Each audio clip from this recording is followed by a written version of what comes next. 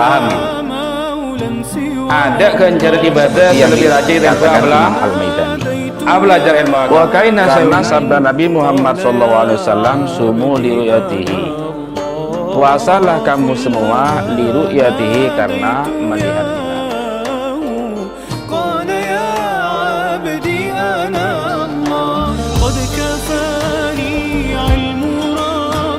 Assalamualaikum warahmatullahi wabarakatuh.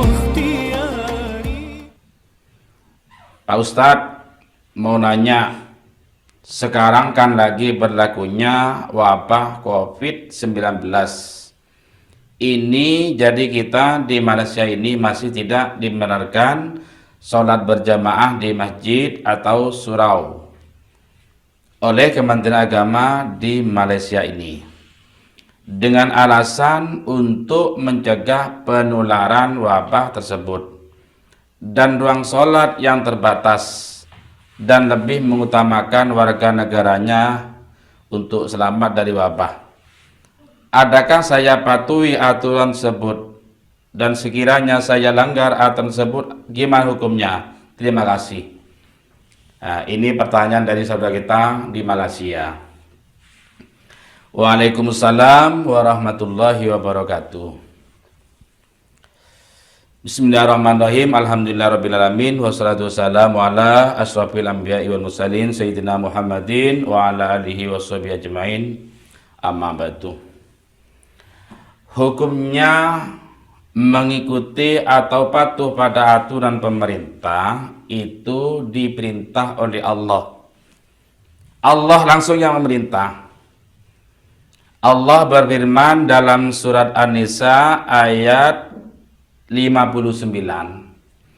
A'udzu billahi minasyaitonir rajim. Ya ayyuhalladzina amanu atiullaha wa atiur rasul wa ulil amri minkum. Wahai orang-orang yang beriman, taatlah kalian semua kepada Allah, dan taatlah kalian semua pada Rasul, dan taatlah kalian semua pada ulil amri. Ulil amri menurut Syekh Ahmad Sawi masuk pada ulil amri Khulafa'i Rasyidin wal a'immatul mujtahidun, para imam 4, termasuk Imam Syafi'i, Malik, Hambali, Abu Hanifah, wal qudhat wal hukam, termasuk pemerintah.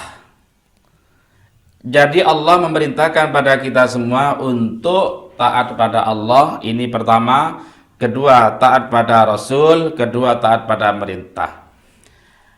Imam Qurtubi di dalam tafsirnya ayat ini lebih menekankan perintah pada rakyat untuk taat pada Allah, ini lebih pertama. Ini yang utama dan yang pertama.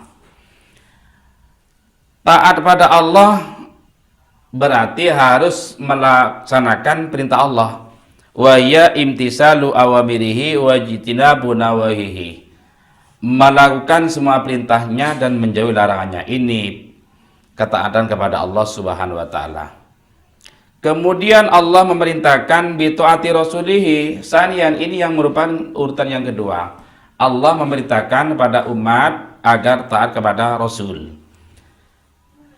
Fima amara bihi wa naha anhu. Sesuatu yang diperintahkan oleh Rasul dan sesuatu yang dilarang oleh Rasul, kita mempunyai kewajiban untuk mentaatinya. Kemudian Allah memerintahkan bi taatil umara. Salisan, kita diperintahkan untuk taat pada pemerintah. Ini merupakan urutan yang ketiga. Ala qaul jumhur, ini menurut mayoritas ulama. Kita wajib mentaati aturan pemerintah yang sifatnya itu baik, kita wajib mentaatinya. Kalau kita tidak mentaatinya, berarti kita melakukan perbuatan yang dosa, maksiat. Di dalam kaidah usul fikih, tasarruful iman manutun bil maslahah. Tasarruful imam ala rakyati manutun bil maslahah. Pemerintah membuat kebijakan, undang-undang ini dan itu digantungkan kepada maslahatnya umat. Kalau sifatnya secara lahiriahnya itu memang baik, berarti kita wajib mengikutinya, wajib kita taat. Jangan sampai melanggar. Sementara sholat berjamaah ini sifatnya cuma sunnah. Sholat berjamaah cuma sunnah, berjamaah di masjid atau surau itu lebih utama, ini cuma sunnah. Sementara ketaatan kita pada pemerintah itu hukumnya wajib.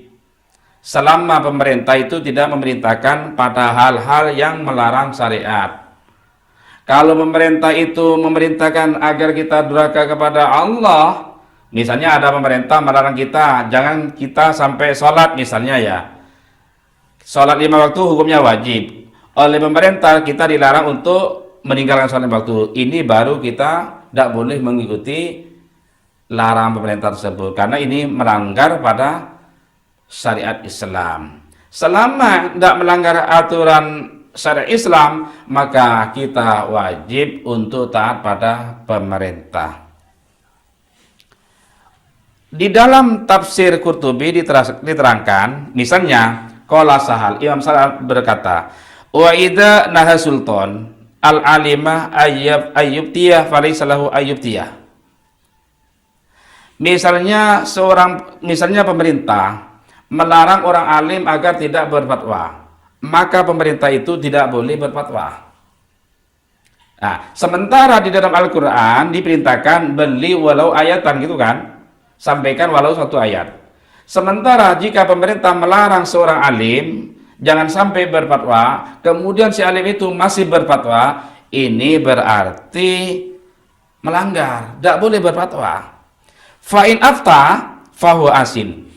Jika seorang alim tadi itu masih memaksakan diri untuk berfatwa, fahuwa asin, maka dia berarti maksiat. Wa in kana amiran jairan, walaupun pemerintahnya itu sebenarnya pemerintahnya tidak baik.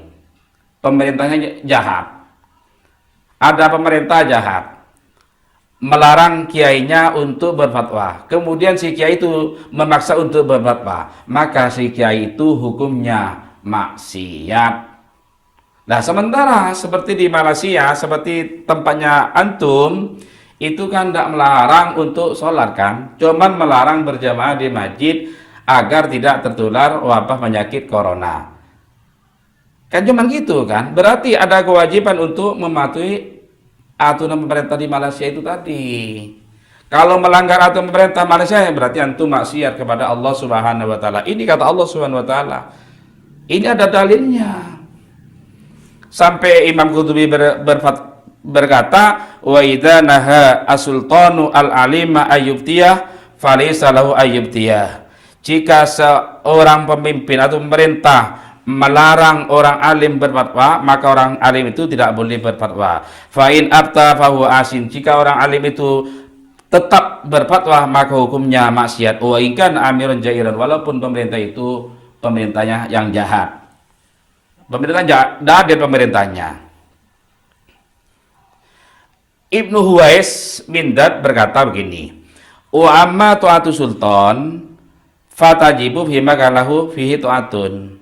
Katanya Ibnu Huwais Mindad, ketaatan pada pemerintah itu hukumnya wajib kalau memang sifatnya itu ketaatan.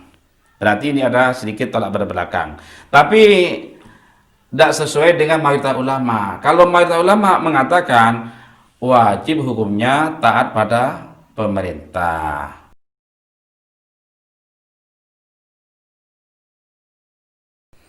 Pesan saya saudaraku, kalau antum dilarang untuk berjamaah di masjid atau surau, ini merupakan bonus bagi antum. Kenapa? Tanpa capek-capek ke masjid, antum sudah dapat pahala ke masjid karena mengikuti aturan pemerintah. Cukup saat antum ada di rumah, ibadah di rumah dengan khusyuk dengan istri, itu sudah cukup. Itu merupakan bonus dari Allah Subhanahu wa taala tanpa susah payah, tanpa capek-capek. Kalau antum ke masjid, memaksakan diri masjid kan capek kan? Benar ada hadis yang mengatakan bahwa satu langkah sudah menghapus dosa-dosa kita. Tapi itu kan masih ditempuh dengan langkah, ditempuh dengan susah payah. Kalau antum ada larang pemerintah semacam itu, cukup ada di rumah sudah dihapus dosanya oleh Allah Subhanahu wa taala. Sudah, tidak usah kecil hati, nyantai saja, santuy. Santuy, tenang loh, tenang. Bonus dari Allah Subhanahu wa taala itu. Kalau perlu malah disyukuri itu.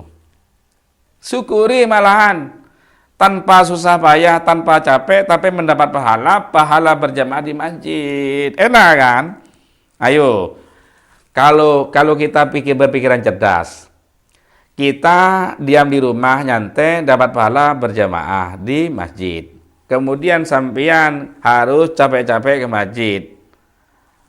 Panas, mungkin kehujanan, pahalanya sama. Kalau kita cerdas, malah ini perlu disyukuri lagi nih. Malah lebih bersyukur seharusnya. Malah harus lebih bahagia, bukan merasa susah gitu. Susah kalau ada malapetaka terus menerus. Itu baru meminta kepada Allah Subhanahu wa taala, mudah-mudahan kita semua, keluarga kita semua diselamatkan oleh Allah Subhanahu wa taala. Itulah hadapi dengan senyuman. Cukup. Assalamualaikum warahmatullahi wabarakatuh.